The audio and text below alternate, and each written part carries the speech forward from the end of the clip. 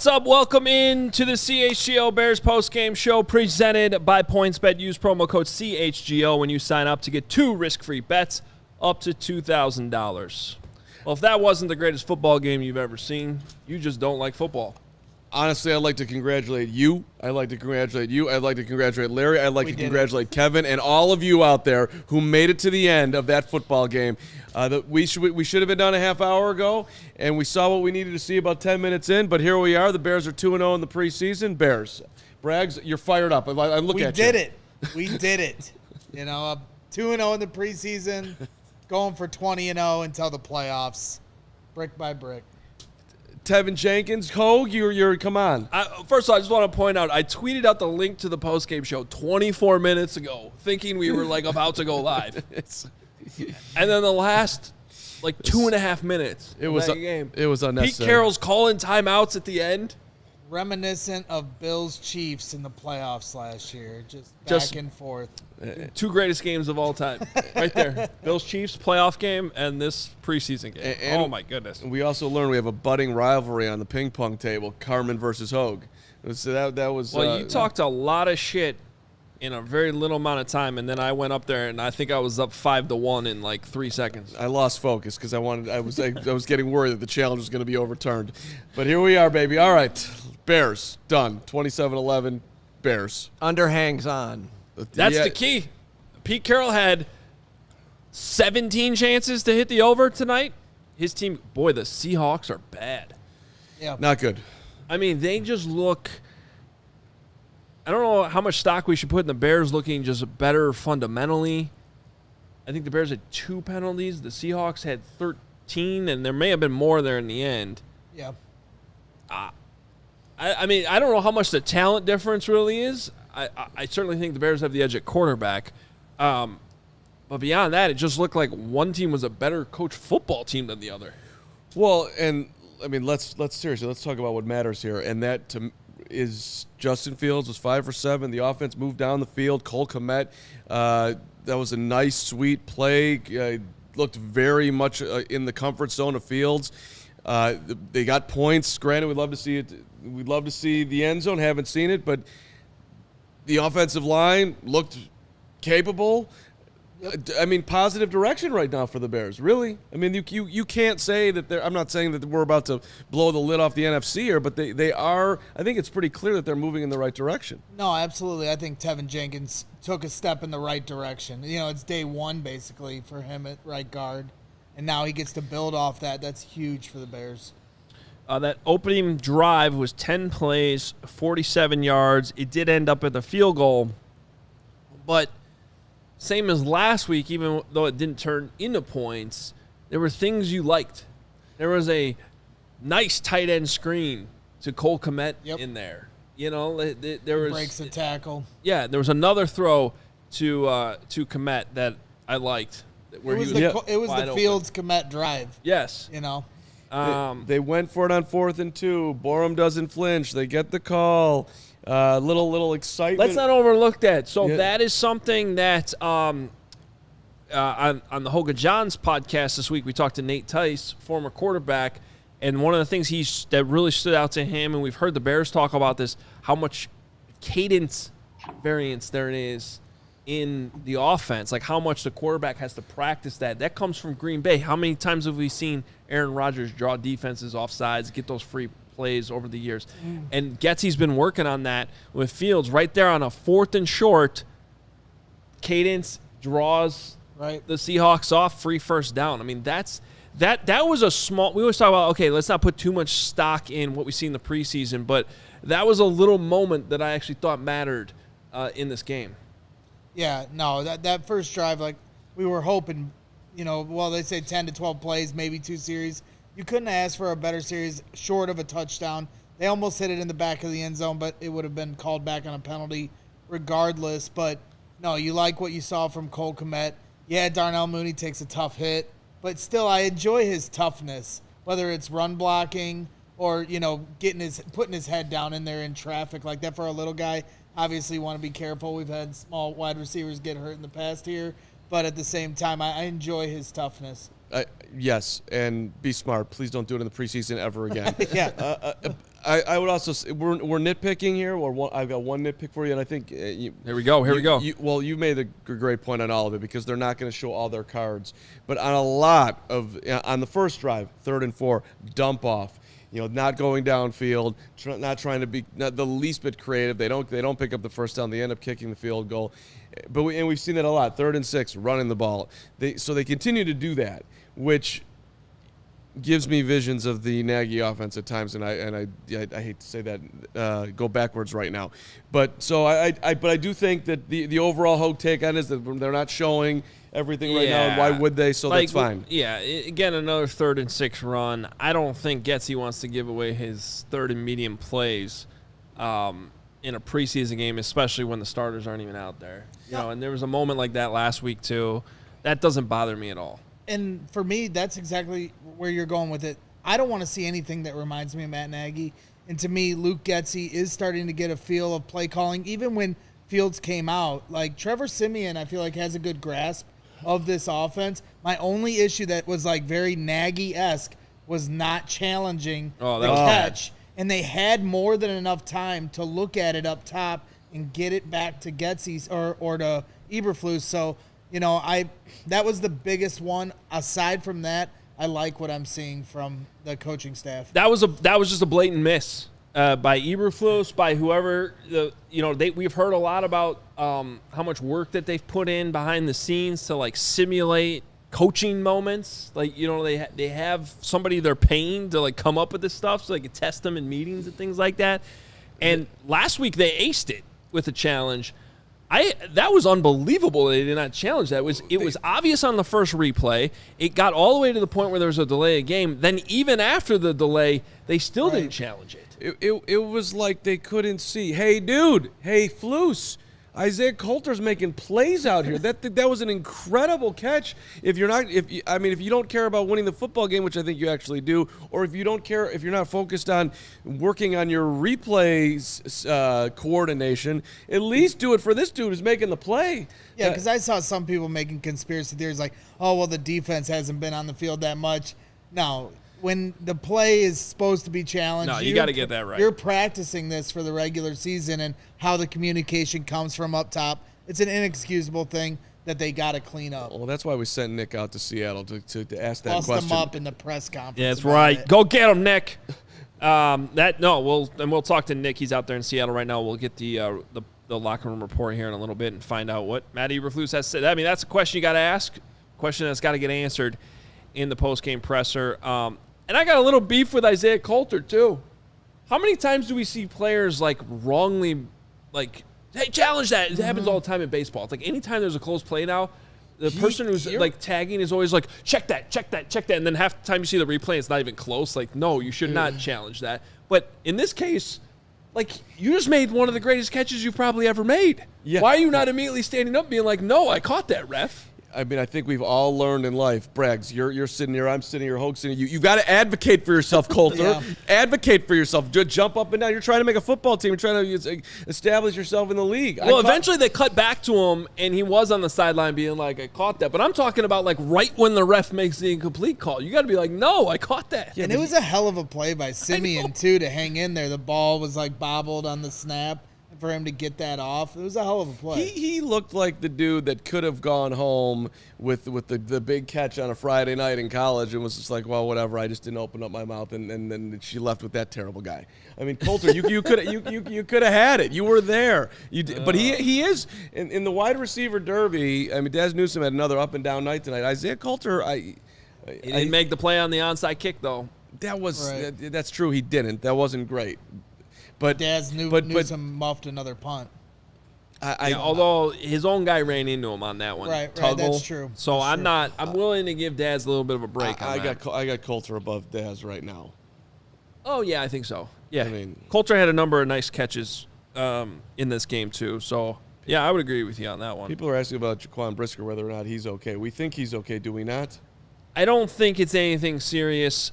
He finished that game Saturday, then did not practice this week. And so it was not surprising to me that he did not play in this game.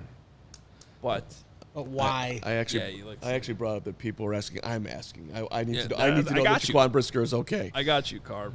That was so much fun last week.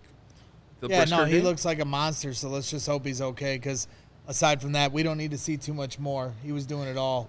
I mean, I got a follow-up for you, though, from last week. Someone pointed out that Flus switched up the play card thing, and it's not in his front of his pants. no, it was there. It was there? It was, oh, yeah. Okay. No, Flus was fronting, and then the white polo was sweet. You don't like the hat, but I thought the Flus looked very much like the happy dad who takes you to Great America and lets you go on all the rides and, gets you there safe and sound. I was very happy talking to Lord Rutledge. Yeah, he's got the Flus smile, yes, and At some point, we need to talk about the broadcast. That's what I'm saying. Let me say this, because Kevin put in the chat, Good like this show, if you disliked ESPN's presentation of the game tonight, man, they were all over the place. Like, was going on? Justin Fields is getting interviewed, and he gets 2 lame questions, and then a 20-yard pass, and they're like, "Okay, we'll see you later, Justin." Well, and they see it was a touchdown. Yeah, Laura thought it was a touchdown. it was so weird. What does it mean to you to be able to listen to the radio calls of the game? It means that I'm standing here doing nothing, and I don't care. I don't care at all. Wait, did she ask that to Fields Fields too? What does it mean to you to be in the? I'm like, come on, Rutledge, you're better than this. Every quarterback who's not playing in a preseason game has the earpiece in. I mean, I'm 99% certain that's what. Or you said. post They game. called Justin Fields Josh Fields at one point. Josh Fields, White Sox legend. Josh Fields. Legend. And who is Ryan Poles? Build him a statue. Aaron Clark, right? My guy Aaron Clark. Bears media relations, getting confused for the general manager. I don't know what the hell that was. That was unbelievable. That was. I could not help but laugh out loud. Now I'm going to give Steve Levy a little bit of a break on that one, because that was a shot from pregame of Sean Desai talking to one of the Bears media relations guys. So they obviously had that queued up in the truck as when we talk about Ryan Poles, this is the shot we're cutting to. So someone had that terribly wrong there. But then, as much as I want to give Steve Levy a break on that, he should know that's not the GM, because he said 5 other times during the broadcast that they talked to him. Yeah, I wonder, were you looking at the monitor when you said that? And by the way, congratulations on broadcasting play-by-play of on ESPN. Congratulations, you've done better in your career than me. Congratulations, but that was unbelievable. That was just really bizarre. Was it Desai that he was talking about, or was it Clark? Everyone thought it was Desai because he was. I think that's because they didn't know who whatever it was. people, It was. It was. Either way, it was wrong. It ain't great. It's okay though. Yeah. I did like the conversation going on Twitter too. And we can keep this going in the post game. Is what was Ryan Poles listening to in the AirPods? Is he jamming out to music? Is he listening to the radio broadcast? That's what I would always do in the press box. I put a little Jeff Joniak, Tom Thayer in my ear. That's what I'm thinking. Learn some things. Tom and Jeff, nobody better. I mean, he just does not look happy. Did not look happy at any point when they showed him tonight. Just so stiff. Like, hey, Ryan, you're the general manager of the Chicago Bears. Your draft picks are looking great. You can smile. You can relax a little bit here. And then down on the field late in the game, he looked like he wanted to kill everybody with what was going on. I love Ryan Poles. I'm trying not to get ahead of my skis on this, but he just looks like a mob boss up there. He's always got the best swag. Like, I just love how he carries himself. This draft class, I'm not trying to get, you know me, I always get overly excited about my guys here in the preseason.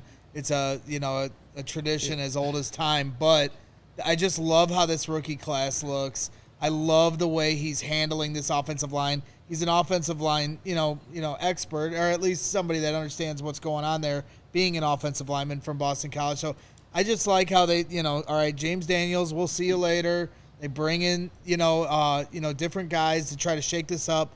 Some late round picks to see if they hit on one. Maybe Braxton Jones is a diamond in the rough. Tevin Jenkins, hey, earn your spot. And so I'm a big Ryan Poles guy at this point. Hey. Right, I love that you're putting it all out there. I'm with him too. Poles, I got you. I haven't said it quite as clearly as that, but coming out when Roquan Smith had his, that was good press release, and then that was a good move. hits me. Ryan Pace never talked to the media, so he's really. I mean, we haven't gotten very far into this, but he's really winning me over early on. Can I nitpick one thing you just said? They're not about Poles, but just the Braxton Jones part of what you just said. Do we have to play Braxton Jones the same amount as Justin Fields? If Justin Fields is not going to play in the preseason game number 3, which I'm anticipating that he will, but if he doesn't, Braxton Jones better have his ass out there for at least a quarter, if not a half. Enough with this dude's already made it. I don't know, man. You don't want to risk a Hall of Fame left tackle like that. They already determined Gold jacket, green jacket. Coming from 1-10 Southern Utah last year. Come on, it's obvious. Watch the tape card. Right. Hall of Fame. It wasn't on him, huh? Just give him his gold jacket. Well, I mean, he was a FCS All-American. Okay. Despite the one victory. Listen, if I was Tevin Jenkins, I wouldn't have much to say because I'm Tevin Jenkins. But Tevin Jenkins is out there finishing plays at midfield after trying to prove himself. Braxton Jones is having a pina colada. I mean, he's been here for 5 seconds. Yep. It's interesting. Let's we got to bring in Will DeWitt. It's past his bedtime, so we'll go to him here in a second. He's on East Coast time. First, we got to tell you, especially White Sox fans. I don't know if this is good or bad, but there's still 2 months left in the season for you. The playoffs are right there for the taking, right, Carm? Listen, undefeated is on the table, and until it's not on the table, we're going to keep it on the table. What team are you talking about right now? The White Sox are not undefeated. Oh. Undefeated for the Bears, yes. I missed that. Apparently, it's all right. You're doing a Bears show. That's fine. I was reading comments here. My bad. What I'm being told to read here, it says the White Sox still have a chance to win it all, that one. which I don't necessarily agree with. But regardless, this Sunday only, August 21st, as the White Sox take on the Guardians, PointsBet and CHGO have an offer for you to guard your cash. When you sign up for PointsBet, use the code CHGO, make a $51 bet, either pregame or live, and you'll get $2,000 in risk-free bets, a CHGO yearly membership right there that's worth it on its own, and a Cy Cease sock shirt, exclusive CHGO Socks script shirt, only available with this offer, and a pair of slides from the CHGO locker. All you need to do is sign up on the PointsBet app using code CHGO. The best deal in town just got better. What's up, Will? As we bring him in to the show, Will DeWitt. He's cutting Daz Newsome over a muff punt. What's going on here, Which Will? wasn't entirely his fault, as you've already mentioned here on the show. But it's hard writing an article, live tweeting through 2 accounts, and watching a Bears game all at the same time. I'm sure you guys understand, but no, life is good. 27-11, dominating victory here in the preseason. We just keep rolling. What's up, guys? Will, good to see you, brother. I mean, let's just get right to it. Is the Bears' offensive line solidified? Are we ready for week 1? Is this it? Tevin starting. Borum's maybe going to get the right tackle spot. Let's go. Brian Poles and company have this figured out. I may give you Tevin Jenkins. I don't know about Larry Borum just yet, but I liked what I saw out of Tevin Jenkins today. Not just, his pass pro, but I thought he was, pretty strong in the run protection as well, getting some decent ground, moving some guys. And honestly, when I compare what I saw last week out of him, and then I look at some of those plays I saw here earlier this evening, I just like the energy and the effort. Like, he was playing to and through the whistle. That's what we saw a lot, going back to his college days and seeing him kind of play with that edge, that attitude, that tone-setting presence. It was exciting to see. We'll see exactly how it shakes out. He was number 1 on my 5 Bears players who stood out today, and the article is already up on CHGO. I'm not messing around this evening. That's fast. I know. Told you, I was busy. I mean, to be fair, the last 30 seconds of the game took about 47 minutes. So. That's a good point. That's a good point. Now, Will, no, obviously, Velus Jones heading to the Pro We haven't Bowl. even mentioned Velus. Pro Bowl returner. I mean, that had to be the story of the game for Bears fans, don't you think? I mean, yeah, he fumbled the first kickoff return out the gate, but then after that, certainly showing why they drafted him. You guys are gassing me up. See, I know Adam said it was getting close to my bedtime here in Eastern time, but man, Velus Jones is my dude. Been talking about him for months now and how excited I am about his potential here with the Chicago Bears. And yeah, right, he fumbled that opening kickoff, but nerves were kind of part of it. Butterflies, his first ever professional game, and that was a good hit on the football too, as he was kind of falling forward. So I'm not going to put that one and put a lot of weight behind it. I'm just more excited about that 48-yard punt return where he showed all that speed that we've been talking about this offseason and some patience too to allow some of those blocks to happen, a little bit of weaving and bobbing around the sidelines. Didn't have a lot of real estate, made a lot of good happen there. Velus Jones Jr., I was hoping for a little bit more on offense here in this one, but still, I think that special teams presence was felt. And if that's going to be what we're going to see this preseason, at least here in this one game, I'm still not going to complain, even though I was hoping for just a little bit more on offense. Yeah, I keyed in on Tevin Jenkins a lot early on in this game. In fact, so much so that I'm probably going to have to rewatch this to really get a good evaluation on Larry Borum and everybody else. But I thought he passed the test. I had him down for getting beat once on the opening drive in pass protection, and then I noticed one not great run block where he ended up on the ground, like kind of getting twisted over on his back. Other than that, I thought he was finishing. For a guy who literally got put there 2 days ago or whatever, 3 days ago on Monday. I mean, realistically, who are the other options even? And I think it looked like Michael Schofield, who got beat for a sack on the opening drive last week, Like a draw. right. who's a veteran, but to me, you're better off if Jenkins has earned the starting job, and then you have a veteran backup in Schofield to be like your backup guard.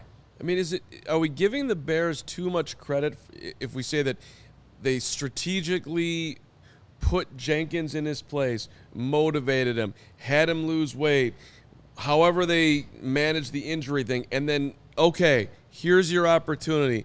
Go take it and run with it. Like, maybe we should be giving some credit to how the Bears have perfectly handled it. Is that, Will, am I going too far here? What do you think? Perfectly handled. The Bears? Are you kidding me, Carm? No, but you're right. Like, it does feel like at least the stars are aligning and things have worked out maybe for the better here. So I'm not going to say, perfectly handled. Ideally, Tevin can motivate himself. Personally, he's a professional. I think he should be able to do that. But if the coaching staff is pushing the right buttons, I think that's a good thing here. But guys, there are a lot of players that really stood out here, I think, today. And I know Adam wants me to gush over Trenton Gill, don't you? Yeah, I absolutely. I do. I need another full breakdown from, video breakdown of the punter this week and the long snapper, okay? I'm giving you some homework on that. Real quick, though, on Tevin Jenkins, before we move on, I do have a problem with you saying they handled it perfectly. No, because as much motivation as he might have needed, I thought it was completely unfair for them to put him in a situation for about a week where he's dealing with trade rumors, getting called soft on social media, and all that stuff. Like they could have still provided some clarity to that situation. Like, we had to pull it out of Luke Getsy that the guy was still in the building in meetings. We needed the offensive coordinator to say that. You know what I mean? Like, I understand there was probably some motivational tactics involved there, but I still don't think that was completely fair to the player. Might not have been perfectly fair, but maybe I am just rose-colored 27-11, 2-0 in the preseason, Bears glasses over here. But the end result of what's going on right now, it almost feels like they had to get in the mud with him and be like, look, dude, I don't care the fact that this bozo who used to be here traded up for 13 slots for you. Well, that part's fair, yeah. This is what's real right now, and this is what we need out of you. And by the way, if you do this, there is actually a pathway for you to contribute this year. I mean, maybe they were thinking that way. My only thing is, look, I agree with you on, like, the tactics of moving him back to the second team, right, like they did in OTAs. Like, dude, Braxton Jones is the better player. Right. Like, that's good motivational tactics. Okay, well, now we're going to move over to right tackle. Fine. But I'm about 99% based on some things that I was told and what he's told specifically to our guy Nicholas Moreano in the post-game locker room on Saturday, that his back just flared up. Okay. And I also understand some sensitivity with that they don't want to probably come out there and say that. But, like, you could just say he was dinged up. He's in the building. He's in meetings. We're going to get him back out there when we can. You don't ignore the situation when NFL Network reported the Bears were taking trade calls on the guy. You want to say that it's blind luck and that's what happened here, and all of a sudden he just fell into him being the right guard. I could hear that side too. However it's happened, it looks like this is for the team. This is the best thing that could have happened. Well, it will be the best thing if Braxton Jones, Tevin Jenkins, and Larry Borum all legitimately win starting jobs. 100%. It just feels, my impression is it's made the best man win. And that is a great tone to set especially on the offensive line, because that's how you build toughness, something we haven't seen with this team in years. Well, and that's also something that Flus said. Like, a lot of coaching staffs, they anoint guys. I'm not going to anoint anyone around here. I thought that was an interesting little underline that he did. We're not going to do that. I just got here. We suck, in essence, or we're not anywhere close to winning a Super Bowl. I'm going to figure out who's the best player here. Crack a smile during the game, though. It's all business. This team's dominating, man. I mean, can we get a smile? Will I see you actually? What do you got? Will's got a smile. Well, I don't know. I like that you mentioned like the fact that he won't anoint anybody like a certain status on this team, but also the other quote that I remember from him that I just appreciate is like they won't put ceilings on any one of these players. Like, they won't say what a player can be. They will allow that player to just grow and blossom to any kind of player, any type of player, and the caliber of player that they can. And I think having both sides of that spectrum just shows like I think how in tune Coach Eberflus is with like the human side of what these players are and who they can be. And I think, again, like he's just handling things very well, at least from that humanistic standpoint, how he approaches coaching this team. And that's why we see them playing as hard as we did here today in the preseason for the second straight week in a row. They're outplaying their opponent with their intensity, their hustle. And I just really appreciate watching it. That Adam's been making this point, like that they're going to win games because they're going to this is a first-year head coach impact on the team, right? Yeah. And to your point, well, like the relationship piece, Flus talks about that all the time too. When you have a new coach come in, you could see this across the league. It does not mean you're going to have sustained success with the coach. We learned that in the Matt Nagy era. Right. Like you can pass year, but what I try to tell people is usually in year one, it goes one way or the other. You either get the buy-in, and at least for 1 year it works. It does not mean sustained success. But like the Bears had that with Nagy. Nagy did win the buy-in year 1, and it resulted in a good year. But one thing on real the other quick, hand, though, on the other hand, you go ahead, also have like Jim Tom Sula teams. You know what I mean? It also can go the other way.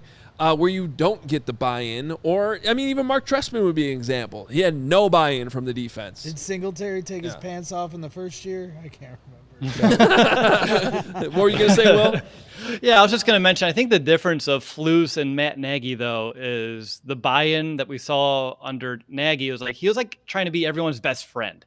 And then when things got soured, it's easy to turn or just kind of get, that just doesn't feel the same and hit the same note when things aren't going as well. Whereas Eberflus, I think, is more of that, respectable father figure that people look up to in the building. Whereas Nagy was just trying to be like every player's, bestie out there. And that's not going to always work when things aren't going well. Thank you for saying that. It was so exhausting. When they got to 5-1 in his second year or his third year? I think it was second year. And I think they were 3-1 in 19. 1 year they started. Are you talking about under Nagy? Yeah. Yeah. They had a flight coming back, and he started talking about the flight. It was such a great flight. Some guys were eating, and some guys were sleeping, and some dudes were talking, and people got in their playbooks, and it was just awesome. And I'm listening to this, I'm like, did you just say that? Because Bill Belichick or any coach who is worth anything would never say anything that what you just said, and you sound like you should be coaching a high school team, and this is not going to work. And then they started losing every single game after that, which had nothing to do with what he said, but it just underlined like you want to be liked. You're not focusing on being respected, and that's a problem. Speaking of Nagy, Will, because I can't wait to never speak of this man again, but at the same time, it holds a lot of relevance to this year, especially when I see the fullback being implemented in this offense, and then you see it on the goal line. They run it, I formation. I guess we came here to run the I from here on forward, and play action. Fullback gets the touchdown. How refreshing is it for you to see the fullback being implemented? I know Blasingame got hurt at some point during the game, so I haven't really heard the extent to that yet, but how refreshing is it for you to see the fullback being involved in this offense? Greg, you know me. I actually add him as my featured image of the post because I wanted to make sure to highlight some fullback love here. It's nice. Obviously seeing them be an extension of the passing game is just icing on the cake, but being that lead blocker, that physical tone-setting presence, it's it's something we've talked a lot about in the podcast over the offseason, and I think we're on board with it. And I know it's kind of like a dying position, but what's old will become new again in the NFL. And, if the Bears can be slightly ahead of the curve, and I'll see, there he is, then we'll be in the good shape here. But real quickly, guys, I know you want to bring on Nick and everything here throughout this episode. I just wanted to mention a couple of players that you already did hit on, and then a few others too. So like Isaiah Coulter today, I thought really had a good game. I know the one catch that he had that didn't count was really kind of grinding all of your gears. It did mine too. Hopefully Nick can give us some insight on that later on. I know I'll be keeping my ears kind of perked for that, just because when I saw that catch happen, and I'm going to say catch because it sure as hell looked like a catch happen, I saw Matt Eberflus reach for his back pocket, just like he did last week, going for that challenge flag. Someone must have told him no. I don't know who that was and how that process worked out, but he saw it with his own eyes, and I think he thought that was a catch and wanted to challenge it, but someone kind of talked him off the ledge. But with it being preseason, I still don't understand why you just don't do it anyway. Even if you're like 50-50 or 40-60, just go through it. Why not? But overall, I thought he had a pretty good day, being Coulter there for someone that stepped up in practice last week, but didn't really have a good game against the Chiefs. For him to actually find success, I think, in this game, to me, again, was like a good thing to see him kind of still fight for a roster spot. Don't know exactly where his odds are right now. Carmi said he's over Daz. I agree with that assessment, but the fact that he was able to show out in a game, I thought was good here.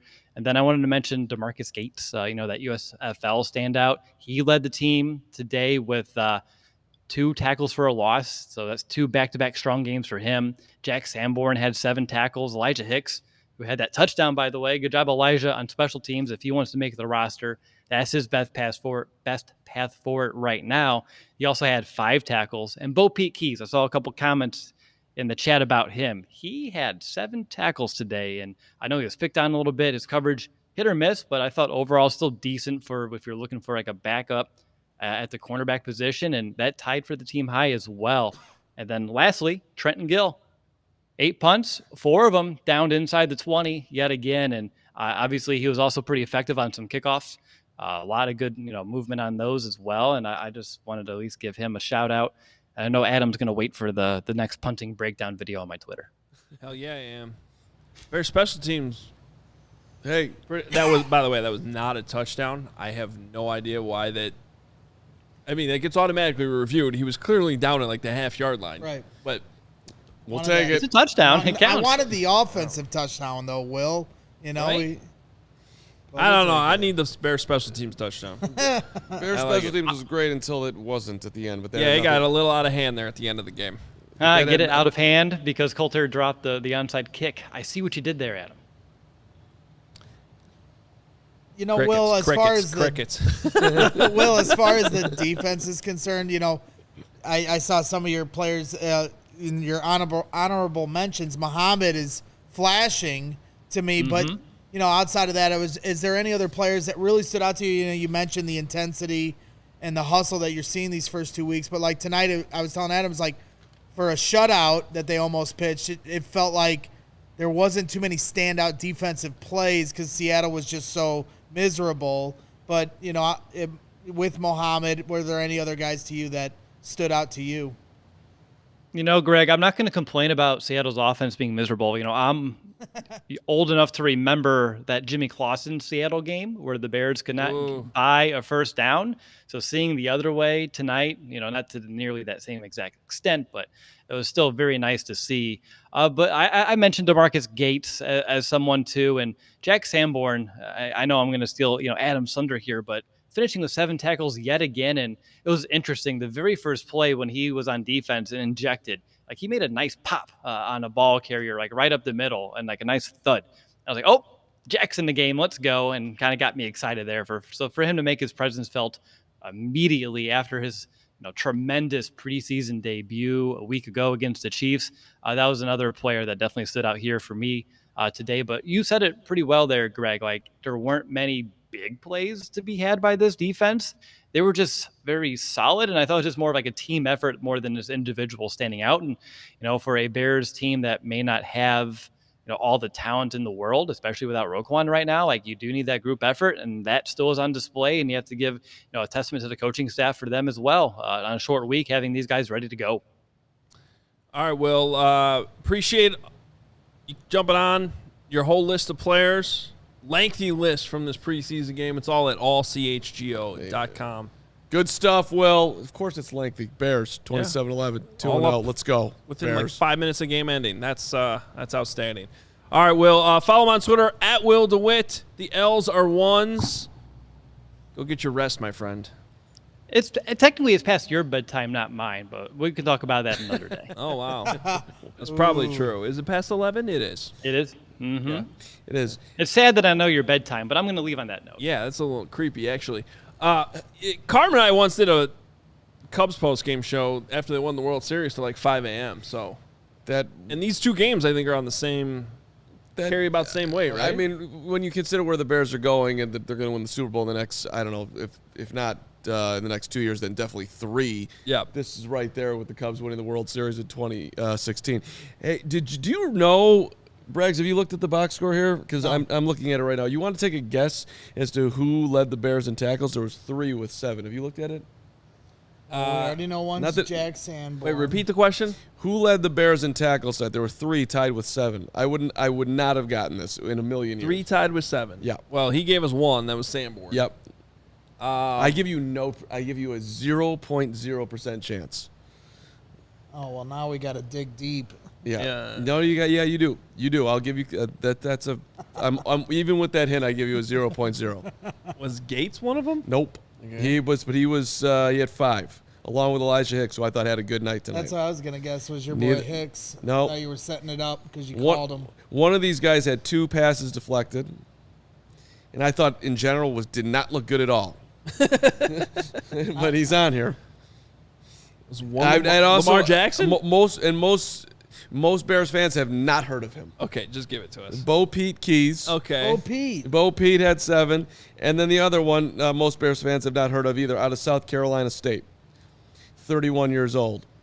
Been around a minute. That would be Joe Thomas. Oh, well, he was actually playing early. Yeah, but okay. Yeah. But He's that's who led that's who led the Bears in tackles, which it means nothing, but it's just kind of interesting to look at the reality of how much meaningless was in this game tonight. Okay, well, let's talk about what does matter. Yeah. Because I do have a few things as we weed through all that crap that doesn't matter. The Bears have a punt returner. Yes. Velus Jones Jr. I think they have a kick returner, too. I think he can do both. I'm actually going to forgive him for the fumble at the beginning of the game. I've been telling you, he runs like Cordero Patterson on those kick returns. He's going to run hard. He's going to try to run through you. He's not Devin Hester trying to go around you. He's going to try to run through you. That's the first time he's ever taken NFL contact in a game. Okay? He gets a pass, one-time pass. That is it. If he does it in a game or does it anymore, then it becomes a problem. But he tried to run through a guy, and that guy was not playing college football. He was playing in the NFL, and the ball came out. So not good, but it was still a decent return. And then obviously the 48-yard punt return, that was legit. It was. He does. I loved what we saw from Velus. I love the fact that he's returning punts. I love the fact that he's on kickoff return. I love the fact that he caught a ball. Everything that we've heard about Velus, we saw tonight. However, here's my nitpick. When he catches the punt, he takes, there's that 1 second where he sort of looks around and then he goes. And I'm wondering, if you're really elite at that position, aren't you just boom? Is it? I would argue, as the Devin Hester expert in this group here, all right. I watch every footstep that man ever took in a Chicago Bears uniform. But that was something he was great about, was that first second hesitation where it kind of sucks the return game in, and that creates more holes instead of just going out. You got, like Adam said, it's a much different strategy than kickoff returns. You got to kind of let it come to you, and that opens up the holes that you can see through, in my opinion, if the game can slow down for you, if you're that good at the return game. It honestly also depends on scheme, too.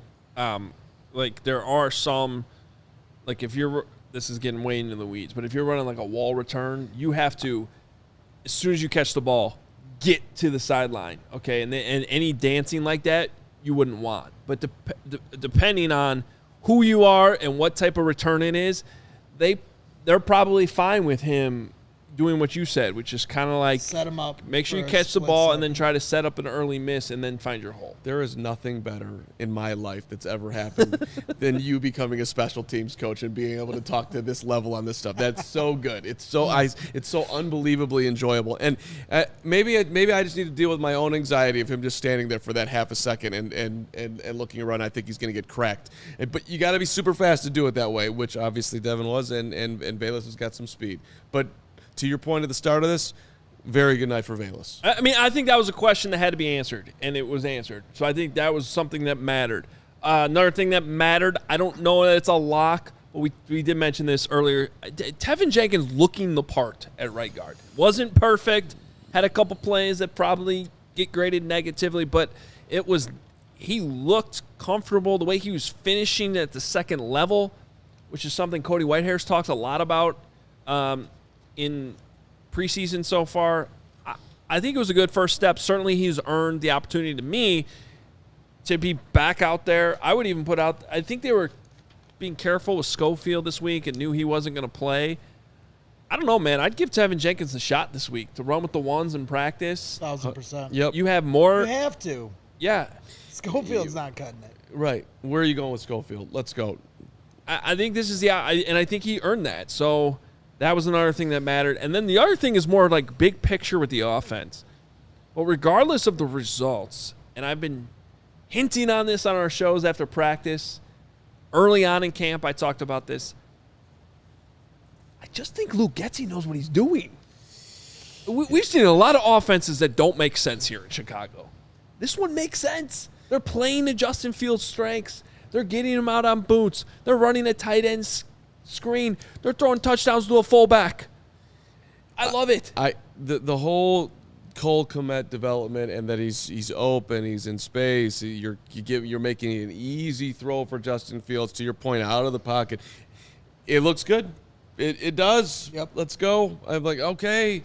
It looks like it should look. This is a normal offense. Like tonight, they barely used Mooney, which was nice. I mean, we had the one play where I thought he was going to end up in the hospital. But other than that, it was, they didn't run him into the ground, and the Comet thing and him being I just loved hearing him. I don't know why I loved it so much, but I loved hearing him yell on the field and just showing that level of enthusiasm. Yes, Yep. buddy. Yes, buddy. Let's go. We've heard that you're going to be a player here. We haven't seen it, and now we're starting to see it. I mean, that'd be a huge development. Yeah, when he screamed like that, you could almost feel like he knows it's coming too. Yep. Because of what they've been working on. I've been to a few practices, and they've connected on some big plays at camp. Now it translates to a preseason game. Now it's got to translate into the regular season, which we haven't seen yet. This is a big prove-it year for Comet. He knows it. Huge. You could tell by his emotions after that catch. So, I think that we are going to see a big improvement from him this year, but they got to get it done. We can talk about it all day. It's got to get done week 1 and on. There's a comment here from Woody55 that I want to mention. He says, I think this coaching staff is more likely to reward Jenkins, allow him to earn that spot like he's working towards something that was completely absent last year. It's a decent point. Like, we saw guys flash last year, and then just like Thomas Graham Jr. was one of those guys. Yeah. Like, he has a good game, and then you just don't see him the next game. Right. It took a month for him to get back out David there. Montgomery have a big run. They'd take him off the field. Yeah. It's so I think that's a fair point. So, all right, those were 3 things I had that matter. I think on the negatives, don't want to make too much of a big deal about not challenging that play, but I'm still kind of hoping to get it. I was looking for updates on Twitter. I haven't seen what Eberflus said. We'll get Nick on here in a little bit, but there's got to be an answer for that. And then Kyler Gordon's debut, a little shaky, to be honest with you. Yeah. Wasn't quite the impact we thought. We did see a peanut punch in there, even though I don't think it connected. It was good to see.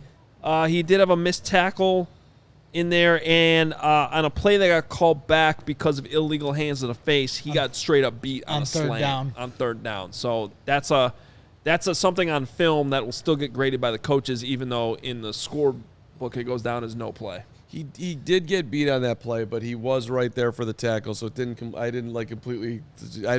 was like, okay, at least you're you're on my screen. You're not chasing huge. And we saw him in the backfield. Could have had a sack. We saw the speed.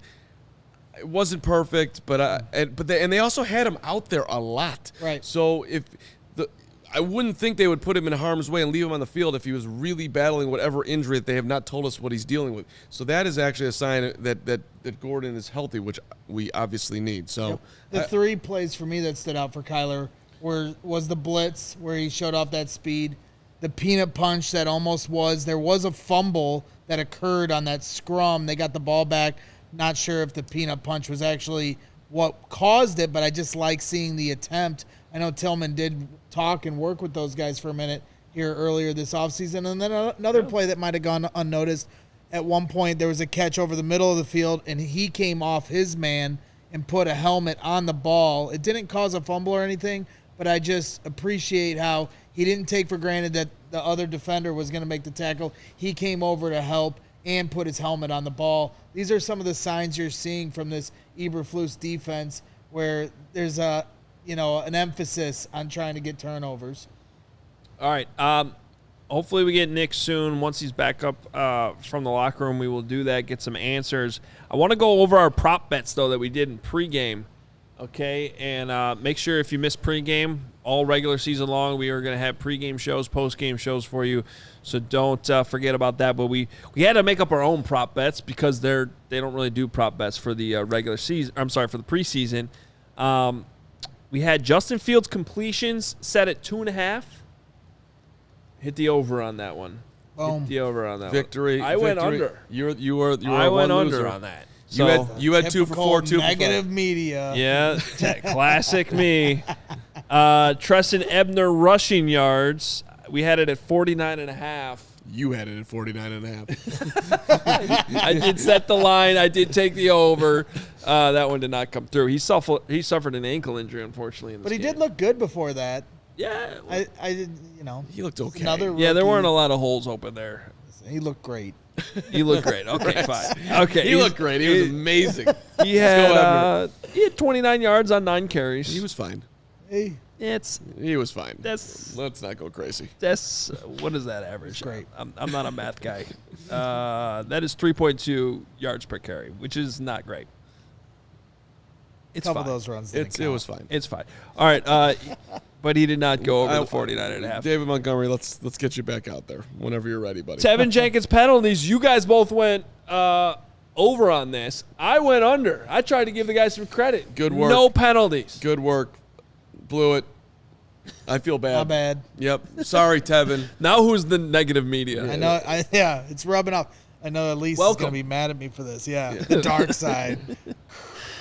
We're rubbing off on you too much, I guess. Good work, Tevin. Congrats, buddy. Yeah, that's great. This was an interesting one. We had Kyler Gordon touching a live football. We set it at 1.5. I won that one. I said 0. Yeah, he didn't. I don't think he did get a touch on a live football. Yeah. You were counting Lawrence the has peanut to punch. just count if he touched anything. We should have.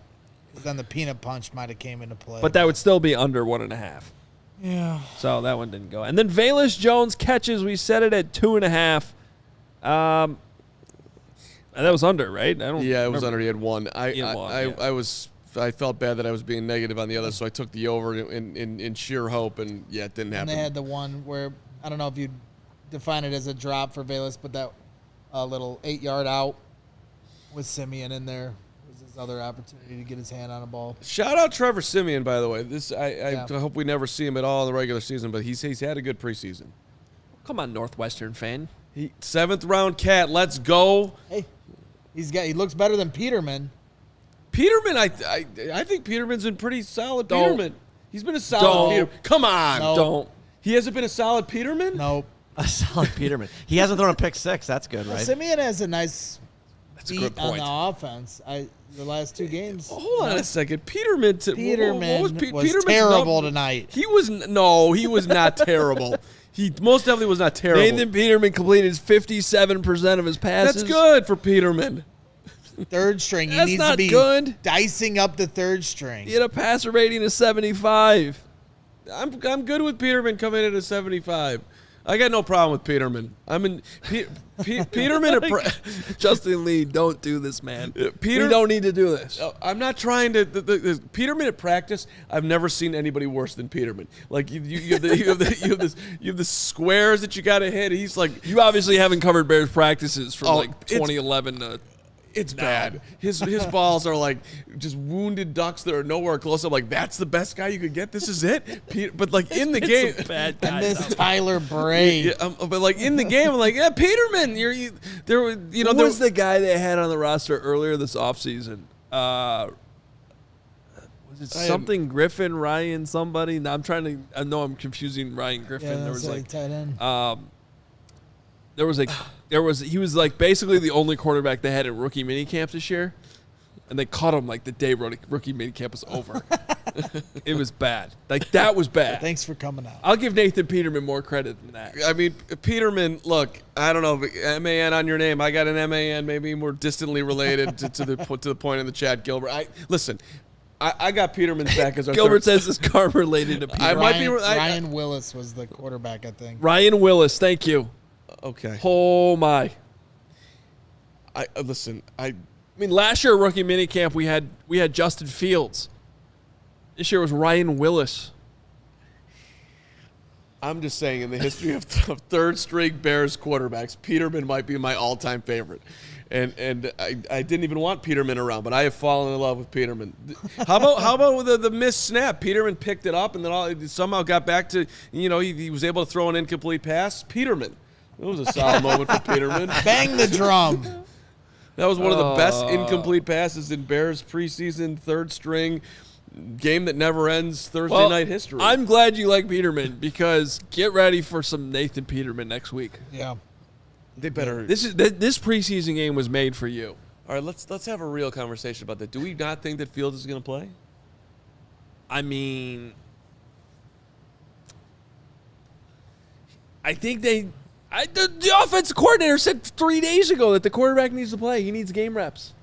He better be playing in Game 3 here. I'm sorry. I have to say though, as limited as it's been, at least as much as tonight. I like what I've seen so far. Like I feel like I've seen enough that like you feel good about him operating the offense, which is really all that matters right now in the preseason. Yeah, I think that they're going to be able to move the chains. And I think it'll be a more palatable offense as long as the offensive line can hold up and stay healthy and build some chemistry. But, I mean, as we even saw tonight, red zone is still going to be a work in progress. And so to not get any or very many red zone reps with these guys and then go into week 1 against San Francisco, and in my opinion, a huge game for them to just get off to the right track before they go to Green Bay. And an early season schedule that I feel has winnable games on it without knowing exactly what this team is going to do. It frustrates me because I said going into the camp, that was my number one thing I wanted to see from Eberflus because I got so sick and tired of Matt Nagy coddling these guys at camp and in preseason outside of that first year.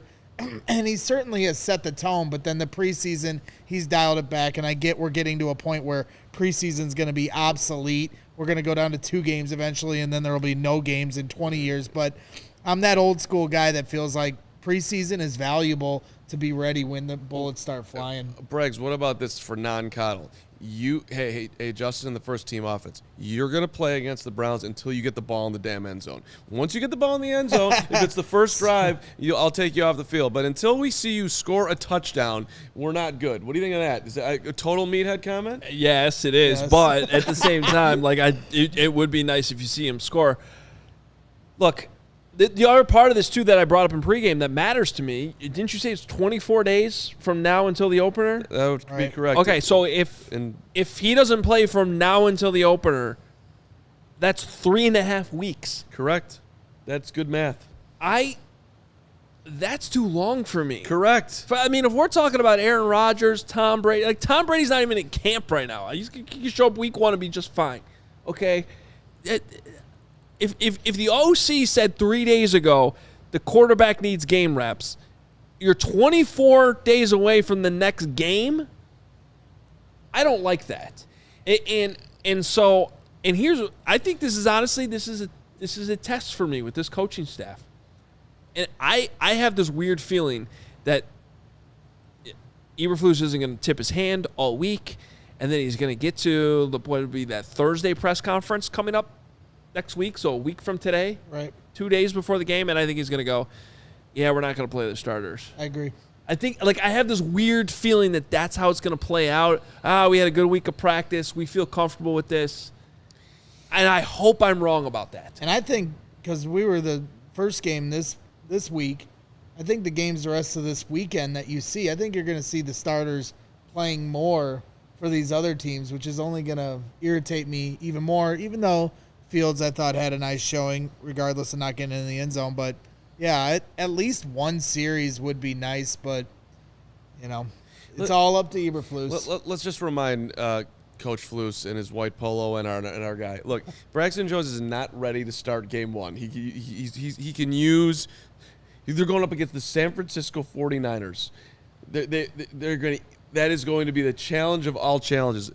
Give them a chance. How about this? How much I have no idea what the hell the Browns' plans are right now. They play Sunday, I know.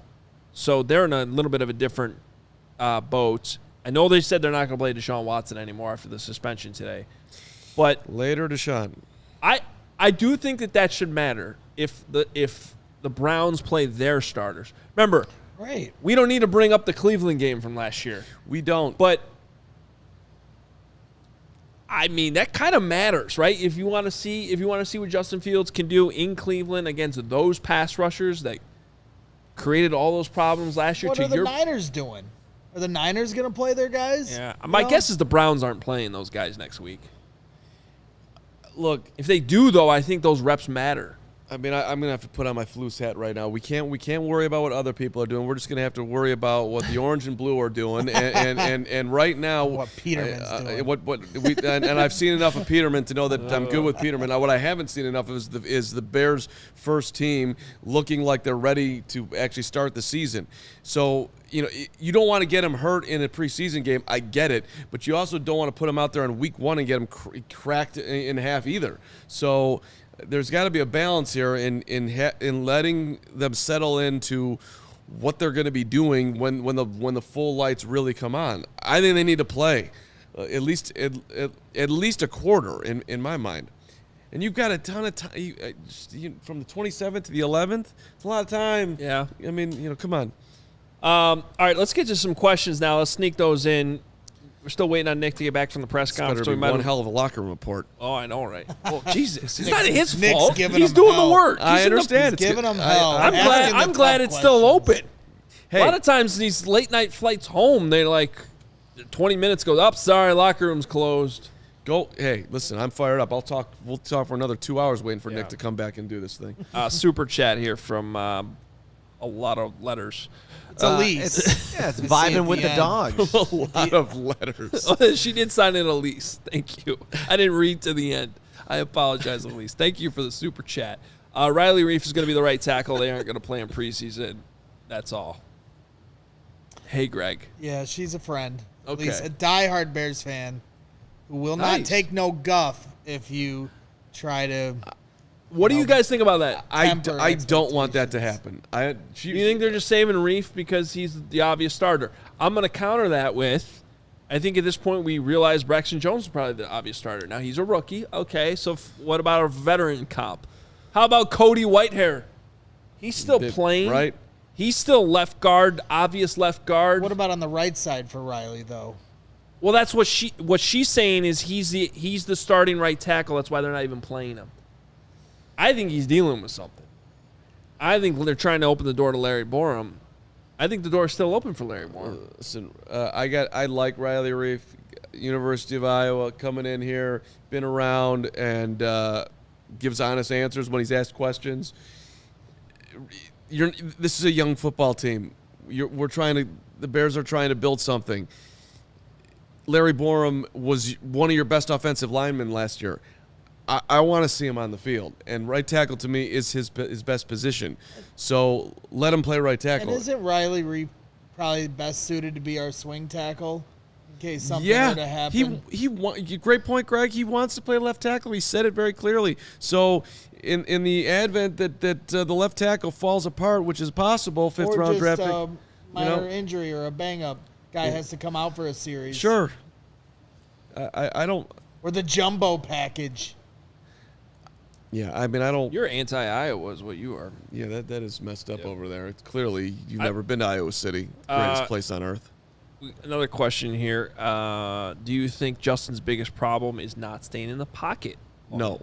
I think that is among his top problems. Well, I think it's because he has no trust in the interior of his offensive line. But that was a big discussion from his coaches in the past week. I think that is a real thing. I think still the overall getting rid of the ball, I would rank getting rid of the ball quicker as the bigger problem than the issue of sometimes skipping a read and getting out. I also think both are correctable with experience. And I really like what they're doing right now with him to get him in advantageous situations that fit his strengths. Because it's like what we were talking about while we watched the game. They keep highlighting this amazing throw to Tajay Sharp on the sidelines and how he, calls the check at the line of scrimmage for the shift, the protection, makes the throw to Tajay Sharp. But as you can see, and other people have pointed out too, Darnell Mooney is streaking across the middle of the field wide open if the interior of that line can just hold up a little longer. That time he stays in the pocket, but the pocket was collapsing very quickly on him. To me, the interior of the line has to give him the trust and the confidence. Then you'll start seeing him play better in the pocket. I think it's a double-edged thing. Yeah, he holds responsibility to it, but the offensive line holds their end of the bargain too. This is a tough one for me, to point out what bugs me most about Fields, because my initial answer is it's not a Fields thing. It's get him some help in front of him and get him some weapons around him, and I think we're going to see a pretty damn good quarterback. But if I was to nitpick it, to me sometimes he just looks flat-footed, and there's whatever fundamental changes that they've been working with him on. To me, that's the biggest thing. Just to have his feet looking a little bit more like an elite quarterback would look. It's awful. I mean, that's what they're harping on footwork like crazy. They're drilling it nonstop every day. So, and I think it's improved. But to your point, I still think there's definitely room for improvement. And part of that is just getting comfortable, getting experience, getting more reps, which is why I probably wouldn't leave 24 days in between games if he doesn't play next week in Cleveland. And the thing that was on display today outside of the pocket was the scramble drill. They've talked about this a little bit in the offseason, trying to work on the scramble drill with the wide receivers, but then the offensive line, as he got out of the pocket, he was keeping his eyes downfield, and I thought he did a good job of that. Then the offensive line, illegal man downfield. So that's another big aspect of this. Last year, Nagy wanted this guy to get hung out to dry inside the pocket. Now he's getting out, making plays, and they got to learn how to play with him while he's maneuvering around, whether he's scrambling or if he's trying to go downfield with it. I'm just sitting here right now thinking, fingers crossed, maybe, just maybe, they have a quarterback. I mean, I know if you were to poll Bears fans right now, if you had to bet your life on it, is Justin Fields going to make up? I don't know. Will he be here? I don't want to say one Pro Bowl because Mitchell Trubisky went to a Pro Bowl, so I'm not. Well, I got your question because Lawrence has been trying to sell us on this for weeks now. His idea of, are you just in or are you just out? Oh, okay. I would say, to answer your question, the majority. Great job, Lawrence. The majority would be just in. Yeah, I don't know how you couldn't be at this point. I mean, we've learned our lessons from Mitch. We've had other quarterbacks fail for all the different reasons. But that's kind of what we learned, right? Is it's not just the quarterback that's going to decide whether or not he is successful or a bust here. So, Justin Fields has every bit of the talent. He's way more talented than Mitch ever was. I think IQ-wise, he's got way more IQ than Mitch does. So, in that regard, we just got to get an offensive line that he can trust. The wide receivers, obviously, Darnell Mooney is solid, and we got to see what the rest can do, and you can add to it after this season. But, yeah, if you're not still in on Justin Fields, you're just a curmudgeon, in my opinion. I love it. All right, what else? What do we got here? Come on. I saw Jake Flanagan chime in. He's predicting first a report here. Yeah. Our general manager, I saw Jake this Flanagan, too. says extension by Tuesday for Roquan Smith. This is What? big. He says, one of my favorite sideline camera moments of the night was beloved head equipment manager Tony Medlin, shout out to the air horn, Tony Medlin, in what appeared to be a deep and meaningful convo with Roquan Smith. I predict an extension by Tuesday. Flanagan's going Medlin, Yeah. Smith, sideline convo. Lock in the extension. So I'm just, Jake and I are just getting. Is that the reachiest of all reaches? I mean, does Jake drink during the game? So, I hope so. Right. So, I mean that would be sweet, but I don't know if that's the accurate take here that Medlin and Smith. I hope an extension comes on Tuesday. Maybe Roquan hired Tony Medlin as his agent. That's it. I'm glad you brought that up, though. Why not? I mean, He doesn't he'd be have better than the other agent he has. I've been kind of getting excited at the concept of them trading Roquan, to be honest. Oh boy. Yeah, that's a whole nother. I know nobody. Well, that was on Adam's notes early in the game with Jack Sanborn, the legend of Jack Sanborn, pride of Wisconsin. It would be a very bold, aggressive. Poles has a very clear idea of exactly what he wants to do with this football team. Move that would not be popular, but I would give him, and maybe it would prove to be wrong, but I would give him credit if he really just looks at, what we need? We need another wide receiver. You know what we need? We need another premier offensive lineman. You know what we need? We need another playmaker in addition to that. And you know what we need after that? We need someone who can get to the damn quarterback. So, I love you. And in a perfect world, if we had this amount of salary cap space and I had room to sign you, I would. But since we have 8,000 needs, I'm not going to be giving you $100 million. That sounds good, Carmen. I just don't think you're going to get enough back in return right now to make it work. But it's the money that you're going to have. You're going to have that much money to put towards a player. Yeah. I get what you're saying. I've been clear on this. I'm open to the idea of it. We talked about this on yesterday's show with the whole Colin Cowherd stuff. I thought he made some valid points. I'm still, though, I'm probably 60. I'm still 60% keep him. I think it's ignoring the importance of how important that player is in this defense. Bears fans should know that, having seen Lance Briggs in this defense and that importance. There's a big drop-off. As much as the Jack Sanborn thing is a bit really, I do think he's a good football player who should be on the team. But, come on. He's the Hillemeyer, too. Yeah, Matt Adams, who got hurt tonight, by the way. We'll see how that impacts things. He's the one who's been filling in at the weak side linebacker spot. He got a shoulder injury tonight. Yep, we'll see how bad that is. On a big hit, the first hit of the game, basically. And some people have been asking us our thoughts on what they said in the broadcast, which, they talked for 15 minutes about Ryan Poles with Roquan Smith. Couldn't figure out who Ryan Poles was, but beyond that, they did talk about him. And there was a little bit of a nugget in there from their conversation with them that I think they said at one point in that broadcast that there's some progress, that he feels like there's progress. So I still think he's going to be re-signed.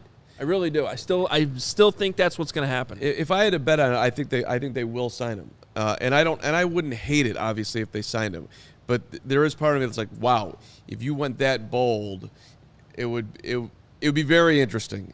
To your point, I love Ryan Poles. If he went that route, would you still love Ryan Poles? Well, give Ryan Poles more ammunition in the draft. I like what I'm seeing so far, so I can be convinced of that. But also as the Bears, Super Bowl fan, if they don't have Roquan this year, every game is going to be tough to win. So I would prefer them to just, come to the middle, re-sign him. Then this team has a chance to compete in every game, not necessarily win every game, but compete in every game, because it's a trickle-down effect. If they don't have Roquan, they're giving up points like a sieve, in a lot of ways. Then the offense can't function because they're always playing catch-up. And that's not great for a building year. So, like I said, I'm fine. I'm trusting Poles. He can do what he wants, and I'm gonna ride with him. I'm not gonna criticize him at this point, but yeah, I agree with you guys. I think that they're gonna come to the middle. Roquan, I think, was just a little emotionally invested in everything, representing himself and seeing the fine language in what the contracts are putting at him. But let's hope that they can meet in the middle before the season starts, because they need him week 1. So we got a super chat here. Actually, there's another one coming in. We also have a Nicholas Moreano presence. Is he ready? Yeah. Do you want to hit an ad break first, and then we'll get to Nick, and then we'll save that super chat for on the backside? I don't know that I have an ad break. No ad breaks? We're done with ad breaks? Well, we did points bet once. Yeah. Should we give them some more love? I mean, we should give someone some love. Okay. Well, we've been telling you about the Sox thing that's going on this Sunday, August 21st. Sox take on the Guardians. PointsBet and CHGO have an offer for you to guard your cash. When you sign up for PointsBet, use the code CHGO. Make a $51 bet either pregame or live to get $2,000 in risk-free bets, a CHGO yearly membership, a size C sock shirt, an exclusive CHGO sock script shirt only available with this offer, and a pair of slides from the CHGO locker. All you need to do is sign up on the PointsBet app using code CHGO. The best deal in town just got better. So Nick is ready now. I need some answers, so let's do that. We also got to empty Carm's yellow pad, which I'm very excited for. But first, let's go out to Seattle, Lumen Field, where Nicholas Moreano is standing by with the locker room reaction. What's going on, Nick? What's going on, you guys? I'm curious about Carm's notebook there, too. I saw that on social media, so I'm looking forward to listening to that later in the podcast. I'm excited, but I'm more excited to talk to you, Nick. We were first thing we need answers for is why the hell Matt Eberflus didn't challenge that play. All right, yes, I got some answers for you. So essentially, they had some mixed reactions from the coaching staff that was on the field, and they only got one good look at the play. And Eberflus said, had this been a regular season game, and he said maybe they would have challenged, which I thought was interesting. You put the maybe in there because clearly it was a catch. And so that's basically what it was. The coaches on the field thought the ball had hit the ground. They only had one good look at it, so they didn't obviously challenge the play, and that's why they went with that decision. Can I just clarify, when you say they had one good look at it, are you saying the coaches on the field or the people upstairs looking at it? The people upstairs looking at it only had one good look, and Eberflus said maybe if they had another one, maybe they would have challenged it. Okay, well, I'm assuming it was the same good look everybody else had, which showed it was clearly a catch. Did you tell them that was unacceptable? Yeah, exactly. Nick, did you say, what in the world are you talking about? And how do you not have somebody who can look at a replay? It was a delay of game. You get all the time. I don't get it.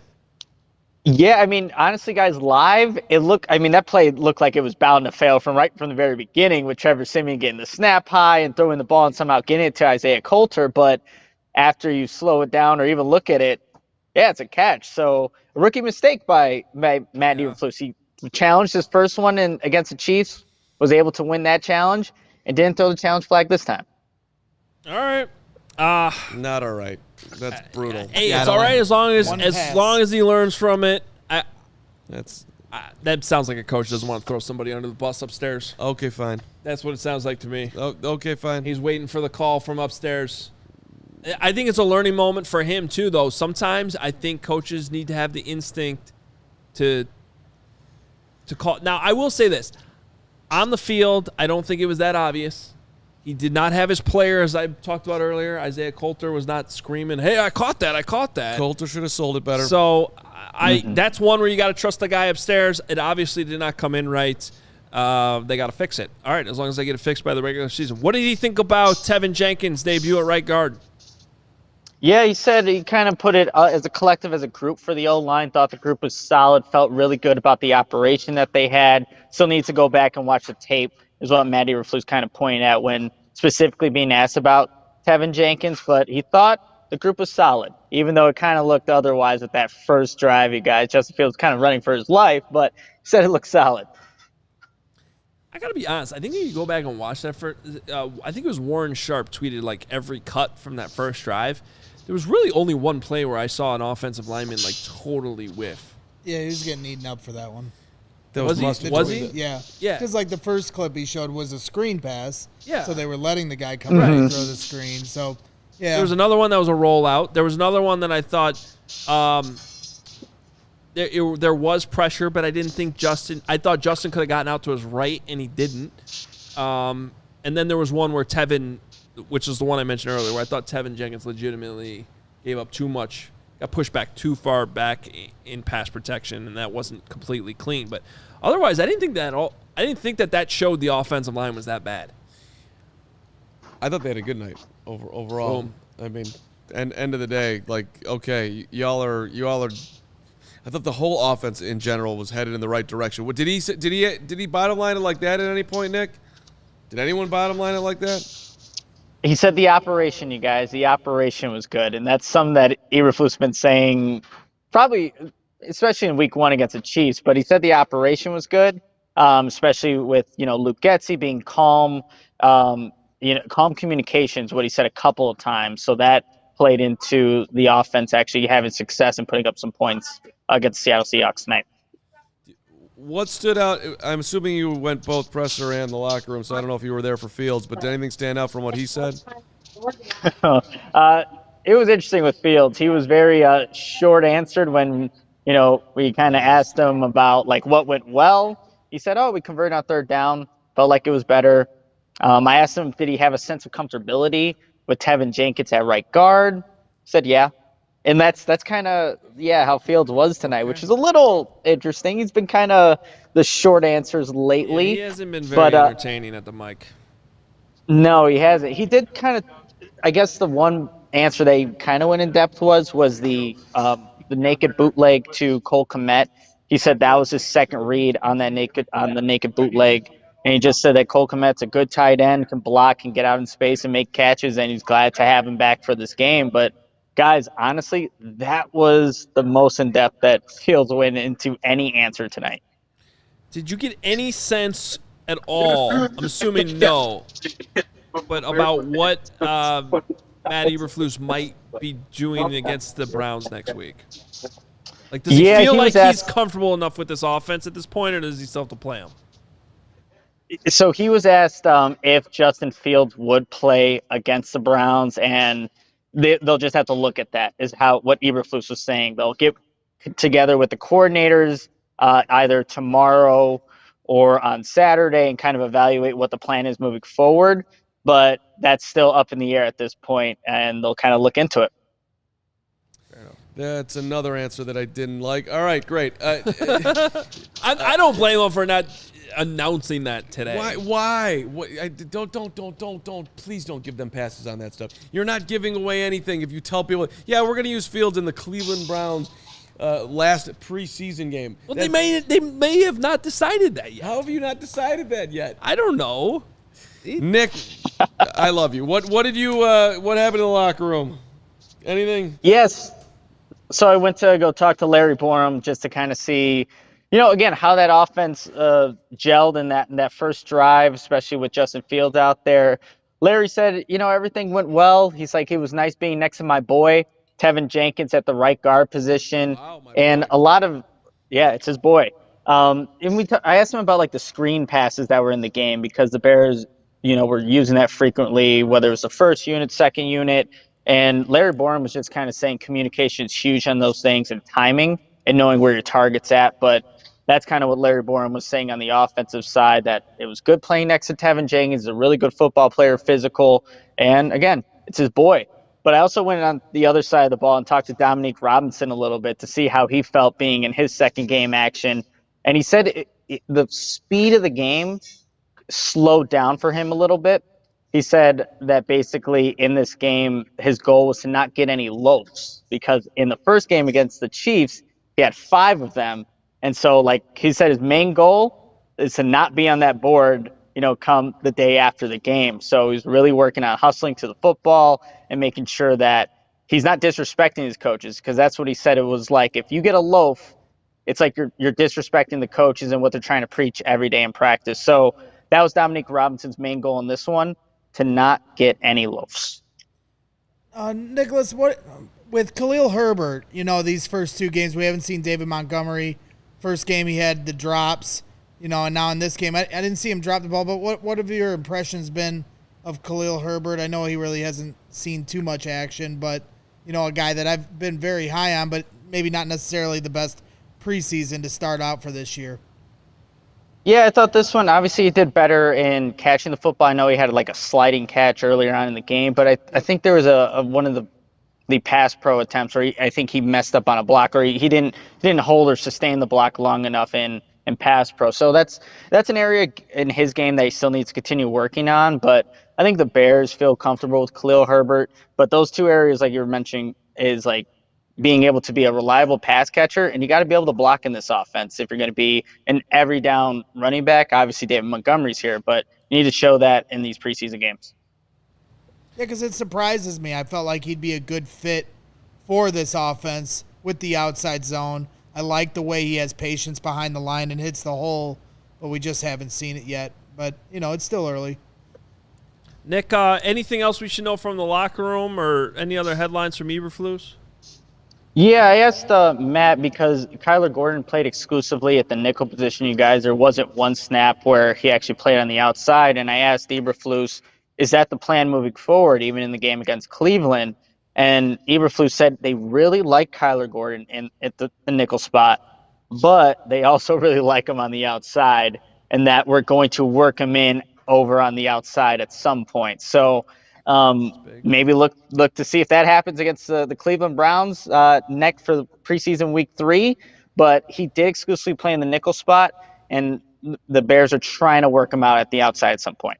Did you connect with Gordon and or the Gordon family after the game? I did. Oh, no, I did not after the game, unfortunately. Kyler Gordon did stay afterwards, though, and was signing a whole bunch of autographs for a bunch of fans just while we were waiting to get into the locker room. Kyler Gordon took his sweet time and was signing autographs and, giving the hometown what they kind of wanted. But I did not get a chance to maybe even give, Gordon's mom a hug like you probably would have wanted to, Carm. What about Cole Comet? Did you have a chance to talk to him in the locker room? I did not, unfortunately. Nope. No Cole Komet. There was I guess it's a little easier to navigate the Seahawks locker room than it is the Bears, because I felt like in the Bears locker room, players can just hide. And this one's a little bit more open, but I didn't get a chance to talk to Komet today. That is true. Yes. All right. Nick, appreciate it. Great work out there in Seattle. Safe trip home. And, watch out for those flying fish. Good stuff, Nick. We love you, brother. All right, you guys. Appreciate you guys. See ya. All right, follow him on Twitter at Nicholas Moreano. Some really good stuff from the post game. That was interesting about Kyler Gordon. There was. Trying to work him outside, too. Nugget. One quick nugget on the lack of a challenge, and I kind of thought this was the case. I meant to look it up myself, so shout out to Alex Shapiro, my old colleague at NBC Sports Chicago. He said he looked up the rules, and the Bears forfeited their chance to challenge after the delay of game. So after that delay of game penalty, they couldn't challenge, which I kind of was thinking that. And he includes the quote from the rule book: a team that commits a foul that prevents the next snap can no longer challenge the previous play. The non-fouling team can still challenge the previous play, and both teams can benefit from the review. So after the delay of game, the Seahawks could still challenge something, but not the Bears. Good work, Alex Shapiro. And the Bears just botched that one. Yeah. The Bears just botched that one. All Eberflus had to say for me on that was we messed that one up. That should have been a challenge, and we'll correct that going forward. But that's not what he said. He kind of gave mumbo jumbo and said maybe they would do that in the future. Dude, you got that one wrong. It's okay. You can own it. You're not perfect. That's that's not that hard to do. Yeah. All right. We should empty your notepad. Then I know we got some super chats we got to finish with. All right. So this is going through the game here. First start of the game, Hoge. We with the screen to Cole Komet, Adam Hoge yelling out, "That's a Paul Chris play!" Right to Wisconsin we go. The old tight end screen. The old tight end screen. Owen Daniels, the sixth-year head coach of the Badgers. Torch Iowa with that. Yeah, and I had the Matt Adams shoulder injury was written down there. Okay, second page. Sanborn makes a play. Hoge just jumping in. Let's trade Roquan, which obviously he was kidding. I also wrote down the Kyler Gordon near sack, so I was very excited about Gordon nearly getting a sack. He almost was there, but that one didn't happen. Page 3 here, another Hoge moment. Ooh, right hash. This was after the Bears This was after the Bears got in the end zone for the first time, and so we're kicking the extra point. Hoge super excited. Special teams coach, Carmel High School. He kicked the right hash PAT. Yeah. No, lined it up from the right hash. Why not try it? After the Simeon to Jake Tonga's touchdown. Four touchdowns receiving at Cal and then getting into the end zone for the Bears tonight, and you loved the right hash. The right hash. So there's that PAT. one. And let's see here. Oh, yeah, here we go. This was interesting. In the middle of the Bears game, as Treston Ebner was hobbling off, getting injured, your sister called and interrupted. Oh, we got to talk about this. Yeah. We actually have to talk about this. I need everybody's opinions on this. Okay, but my sister lives. Now she was up in Minnesota. She lives basically at the border on the Wisconsin side, Wisconsin-Minnesota border. Okay, but grew up a Bears fan. Mm-hmm. Okay. Yeah. Also has a pretty good idea what I do for a living and have done for a living for a long time. This is my sister. Calls me during the Bears game for my Disney Plus password. I mean, is this acceptable or not? That seems text worthy. Well, first of all, that was one of the things I was like, yeah, that's a text. That's not a phone call. I don't know. She's got kids? Or Yes. Well, and she said your nephew and niece really needed to watch. Hang on, maybe the show matters in this Bluey. case. Was it Bluey? New season of Bluey's out. I don't. The Mighty Duck series might be acceptable. Did she size it up and say they're playing the Seahawks? It's preseason game number 2. Settle down, because that's what I would have said if I was her. Yes, that's what I would have also said. No excuses. Play like a champion here. They needed to watch Raya and the Last Dragon. Well, Hey, it's movie night. I mean, come on. I don't know. Ray's been out a while. They had their chance to watch it. Okay, but one, you are a Bears fan. You should at least know the Bears are playing, whether you choose to watch the game or not, because it's preseason. So okay, and then second, you are Adam Hoge's sister. So you know that Disney Plus password not at the top of my priorities right now. I gotta think that she thinks you're her brother as well. Oh, that's fair, and that is accurate, by the way. I am Kaylin Hoge's brother. If she had said, not the other way around. If she had said to you, "Hey, really sorry to bother you," but would that have made a difference? I immediately go, "Do you know the Bears are playing right now?" Yeah, and she goes, "Right," which is why I wrote it down. You actually gave her a foul, a personal foul for it. I heard that.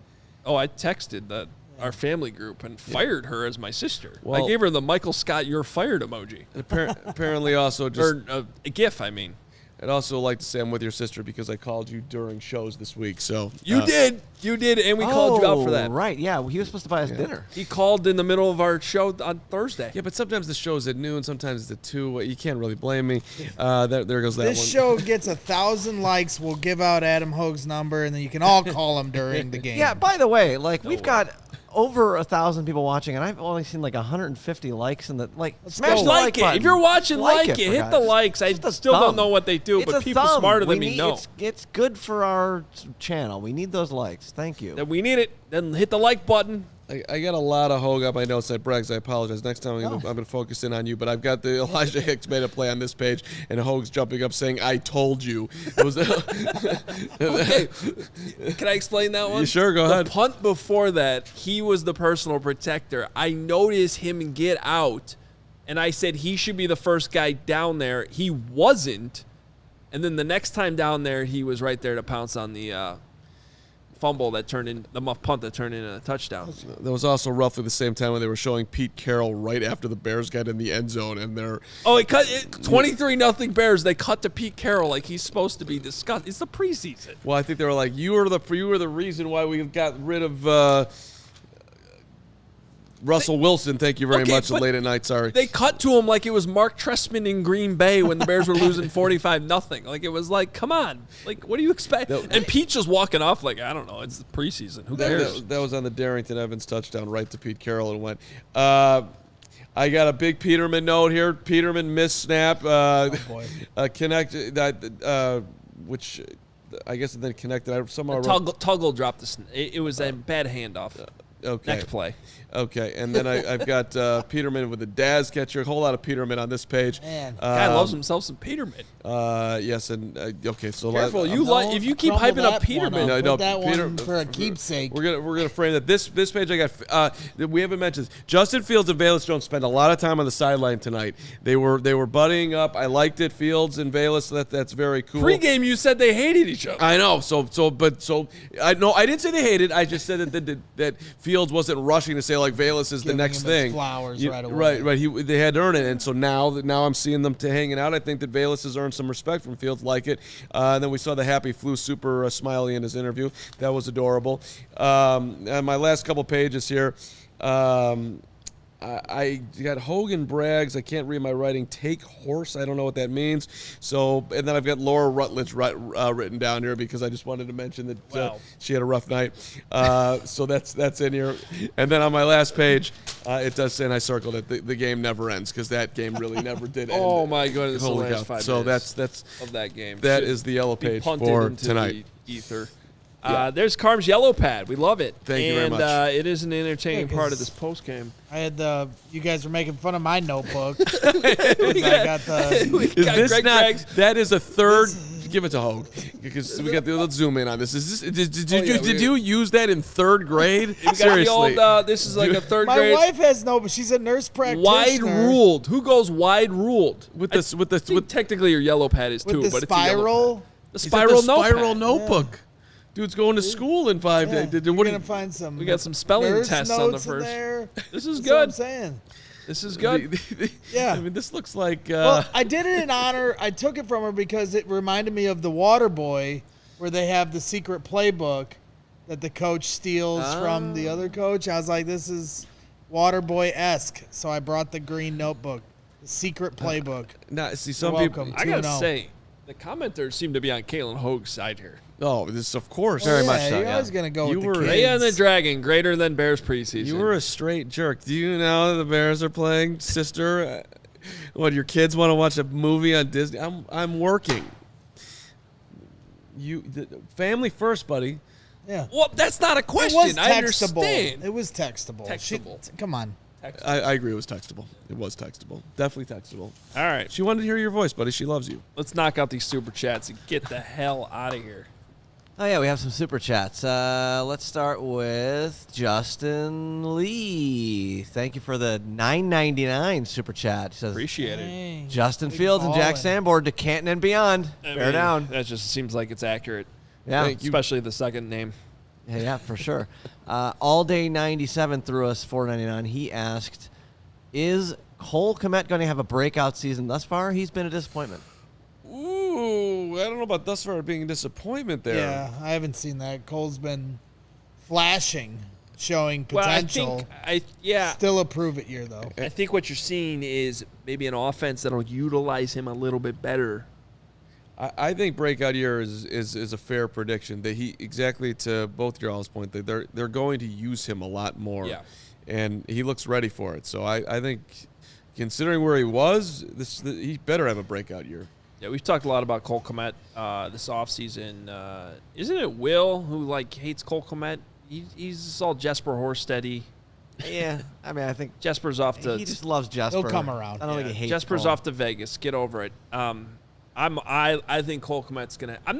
I've always said, Kyle Rudolph's been my comp. I'm not even asking for him to be Travis Kelce. I don't think that's fair to him. He's a second-round pick, but I think he's gonna be pretty damn good for the Bears. Who's the this year. Baltimore tight end that I'm forgetting right now?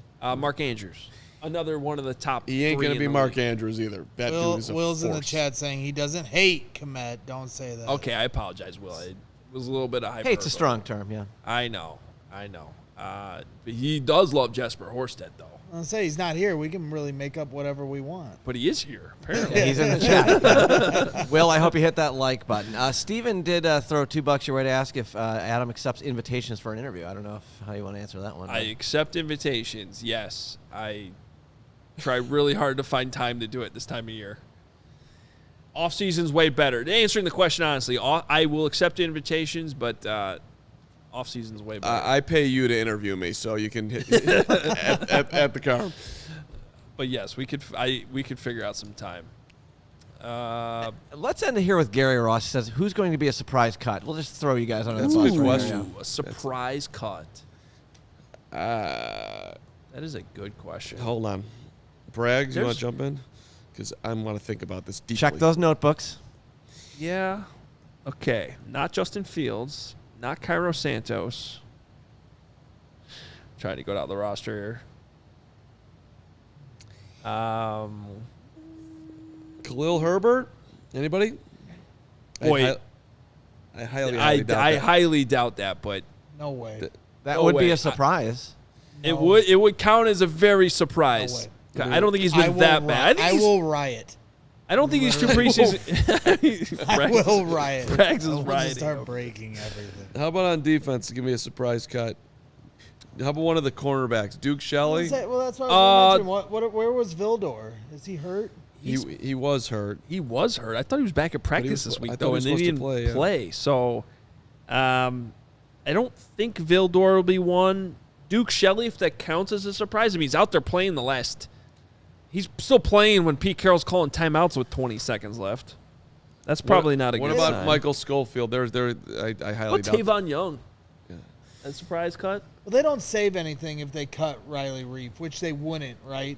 They're not going to cut him, but they don't save anything if they do, correct? I mean, he doesn't hit all those incentives, but I still think that's like a $3 million cut or something. If I'd have to look more at the contract. If they end up starting Jenkins and they like Tyree Carter more, Schofield could be in trouble. Yeah, but who's your backup guard then? Carter. Yeah, but I think you can get Carter to your practice squad. Okay. And then at Yeah, this point, that's true. Yeah. At this point, is Coulter moving ahead of Daz Newsome? Not saying Daz would be like some big surprise cut, but after his touchdown, almost 2 touchdowns last week, seemed like he was starting to shimmy his way into the wide receiver room. Another up and down game, just like the first one. He had a Right. drop tonight.